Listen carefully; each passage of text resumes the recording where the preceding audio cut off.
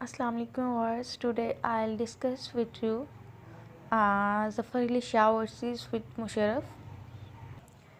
बात करें अगर ज़फ़र अली शाह केस की कि ये क्या था, तो उससे पहले हम थोड़ा सा हिस्टोरिकल बैकग्राउंड को देख लेते हैं कि हिस्टोरिकल फैक्टर्स क्या थे इस केस में।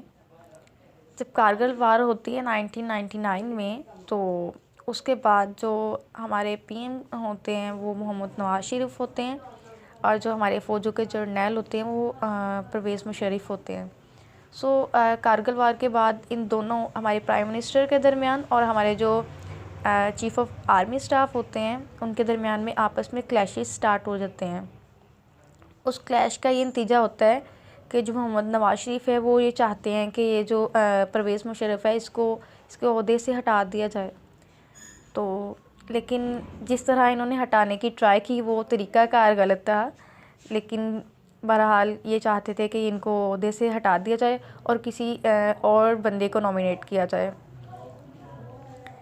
ये नवाज शरीफ को मियां मोहम्मद नवाज शरीफ क्या करते हैं, जब मुशर्रफ श्रीलंका के दौरे पर जाते हैं, वहाँ से वापस आ रहे होते हैं, तो रास्ते में ये कॉल करते हैं इसके पायलट को और ये कहते हैं कि ये जो तैयारा है ये पाकिस्तान में लैंड नहीं करेगा, क्योंकि जनरल परवेज़ मुशर्रफ जो हैं वो अब आर्मी के चीफ़ नहीं हैं और इनकी जगह जो नए चीफ़ हैं वो हैं ज़ियाउद्दीन भट्ट।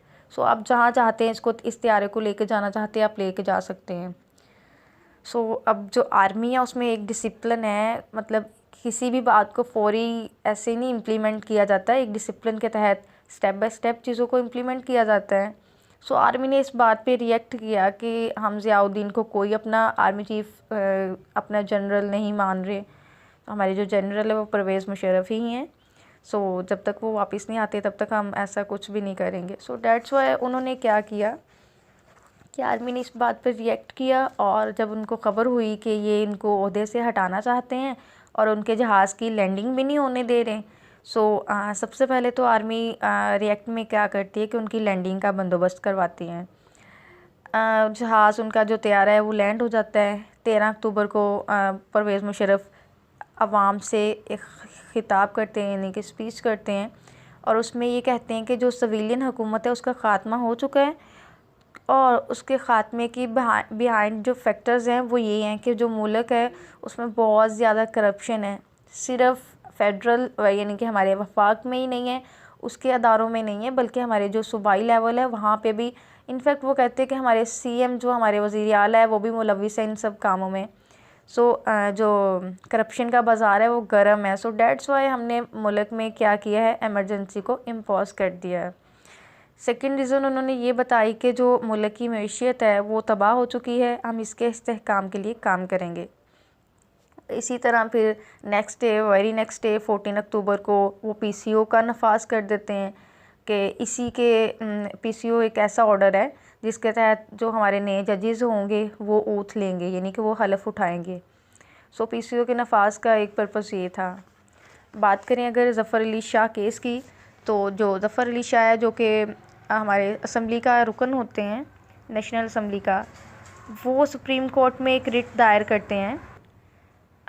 रिट जो दायर की जाती है उसमें वो कहते हैं कि whether Supreme Court of review power did removal और डिक्रीज़, कि जो हमारी अदलिया की रिव्यू पावर है कि वो किसी भी केस पे बात कर सकती है, उसको देख सकती है, आया कि वो उसको डिक्रीज़ कर दिया गया है, क्या वो यहाँ ख़त्म हो गई है इस पीसीओ के नफाज के बाद। देन जो हमारी अदलिया हमारी सुप्रीम कोर्ट है वो इसके रिटर्न में इसके आंस में ये कहती है कि ये जो रिव्यू पावर है ये जुडिशरी की इनहेरिटेंट पावर है, इसको कोई भी अभी भी मार्शल लॉ इम्पोज होने के बाद भी कोई भी इसको डिक्रीज़ नहीं कर सकता, इसको ख़त्म नहीं कर सकता। ज़फ़र अली शाह के जो क्वेश्चन थे जो रिट उन्होंने दायर की, उन्होंने उसमें ये कहा कि आया कि did the martial law is valid और नॉट, मतलब कि इसकी वैलिडिटी को चेक करना चाहिए, आया कि ये दुरुस्त है या नहीं, क्या मुल्क की ज़रूरत थी कि इसको इम्पोज किया जाए। और सेकंड वन जो उन्होंने क्वेश्चन ये किया था कि आया कि अदलिया की जो रिव्यू पावर उसको ख़त्म कर दिया गया है। तो इसके आंसर में मुशर्रफ साहब जो हैं वो ये कहते हैं कि जैसा कि आप सबको पता है कि आर्मी टेक ओवर कर चुकी है और उसके बिहाइंड दो ही तरह के फैक्टर थे, एक तो करप्शन थी फेडरल लेवल पे भी और प्रोविंशियल लेवल पे भी, ठीक है। नेक्स्ट वन वो कहते हैं कि जो हमारी इकॉनमी है वो कोलैप्स कर चुकी थी, ठीक है।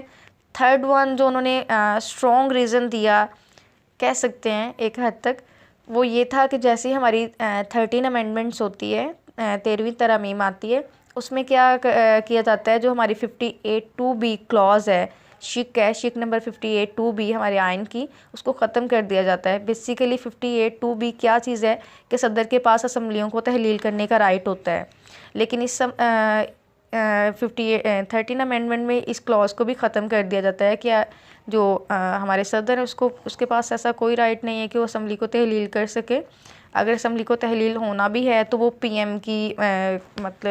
पीएम की मशावरत से सदर और पीएम आपस में मशावरत कर सकते हैं, या चाहे पीएम अगर देख रहे हैं कि मुल्क को अच्छी तरह नहीं रन किया जा रहा है, अगर वो ज़रूरत महसूस करते हैं तो देन असम्बलियों को तहलील किया जा सकेगा, अदरवाइज़ नो। यानी कि सदर के पास ये इख्तियार ख़त्म करके प्राइम मिनिस्टर के पास ये इख्तियार चला गया।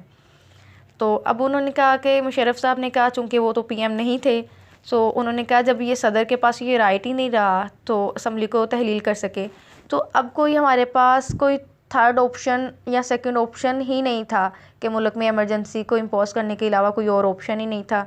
सो हमने मुशर्रफ ने तो ट्राई किया डॉक्ट्राइन ऑफ नेसेसिटी, वक्त की ज़रूरत को, जैसे कि हमारे ज़िया और अयूब ने कहा था कि वक्त की ज़रूरत की वजह से हमने मार्शल लॉ को इम्पोज़ किया। सेम एज़ मुशर्रफ ने भी वही ट्राई किया कि हमने ये जो मुल्क में एमरजेंसी का नफाज किया उसके बिहाइंड ये 2-3 फैक्टर्स थे जिसकी वजह से इसको हमने नाफिज किया है।